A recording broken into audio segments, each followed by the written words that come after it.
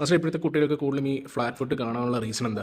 ഞാൻ ഒബ്സർവ് ചെയ്തിട്ടുള്ളത് വെച്ചിട്ടും മനസ്സിലാക്കിയിട്ടുള്ളത് വെച്ചിട്ടും ഇപ്പോഴത്തെ കുട്ടികളിൽ ഔട്ട്ഡോർ ആക്ടിവിറ്റീസ് വളരെ കുറവാണ്.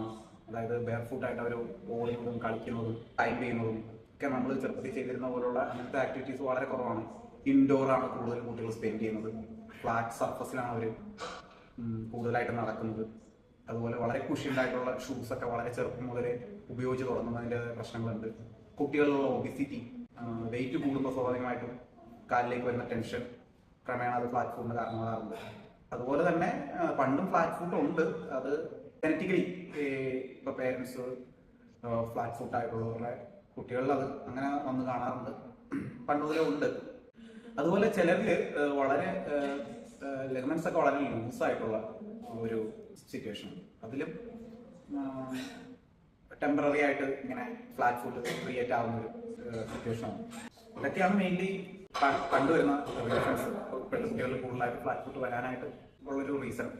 ഇത് പ്രശ്നമാകുന്ന എപ്പോഴാന്ന് വെച്ചാൽ എല്ലാവർക്കും ഇതുകൊണ്ട് പ്രോബ്ലം ഉണ്ടാവണമെന്നില്ല. പക്ഷെ നമ്മൾ ഒരു അത്ലറ്റിക്സിലേക്കോ അല്ലെങ്കിൽ സ്പോർട്സിലേക്ക് കൂടുതലായിട്ടൊക്കെ ഫോക്കസ് ചെയ്യുമ്പോൾ ചിലരിൽ ഇന്റൻസ് ആയിട്ട് ട്രെയിനിങ് ഒക്കെ സ്റ്റാർട്ട് ചെയ്യുന്ന സമയമാകുമ്പോഴേക്കും സിവിയർ ഫുഡ് പെയിൻ, അതുപോലെ ആംഗിൾ ഉള്ളിലേക്ക് കൊളാപ്സ് ആകുന്ന, സ്ഥിരമായിട്ട് ആംഗിൾ സ്ട്രെയിൻ ആകുന്ന സിറ്റുവേഷൻ ഒക്കെ കാണാറുണ്ട്.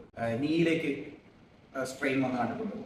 അപ്പോൾ പിന്നീട് അത് നീ ഇഞ്ചുറിയിലേക്ക് ലീഡ് ചെയ്യാറുണ്ട്. ഇതൊന്നും നമ്മൾ ശ്രദ്ധിക്കുകയാണെങ്കിൽ നമുക്ക് റിവേഴ്സ് ചെയ്യാവുന്ന ഒരു കാര്യം കൂടിയാണ്. 15 വയസ്സിന് മുമ്പാണെങ്കിൽ നമുക്ക് അതിന് റീഹാബ് വർക്കൗട്ടുകളുണ്ട്, പോസിബിൾ ആണ് നമുക്ക് അത് റിവേഴ്സ് ചെയ്യാനായിട്ട്.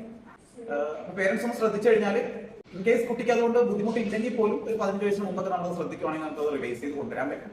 നമ്മൾ ഇവിടെ ഒരു കുട്ടി പ്രൊഫഷണലി ഫോക്കസ് ചെയ്യുന്ന ഒരു കുട്ടിക്ക് അങ്ങനത്തെ ഒരു പ്രോബ്ലം ഉണ്ടാകുന്നുള്ളത് അതിനെക്കുറിച്ച് സ്റ്റഡി ചെയ്യുകയോ ഫിസിയോതെറാപ്പിസ്റ്റിന്റെ ഒക്കെ ഹെൽപ്പോടുകൂടി കറക്റ്റായിട്ടുള്ള ഒരു വർക്കൗട്ട് പ്രോഗ്രാം പ്ലാൻ ചെയ്യുകയോ റിവൈസ് ചെയ്ത് കൊണ്ടുവരികയോ ചെയ്തിട്ടുണ്ട്. അത് നമ്മൾ റിസ്ക് എടുക്കാതെ 15 വയസ്സിന് മുമ്പേക്ക് അത് ശ്രദ്ധിക്കുകയാണെങ്കിൽ അങ്ങനെ ഒന്ന് ട്രൈ ചെയ്യേണ്ടത് അത്യാവശ്യമാണെന്നാണ് ഞാൻ വിശ്വസിക്കുന്നത്. അതിനെക്കുറിച്ച് അധികം പേർക്ക് അവയർനെസ് ഇല്ല.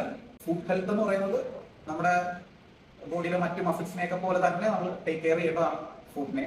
അപ്പോൾ അതിലൊരു അവയർനെസ് ആവശ്യമാണ് ഞാൻ വിശ്വസിക്കുന്നത്.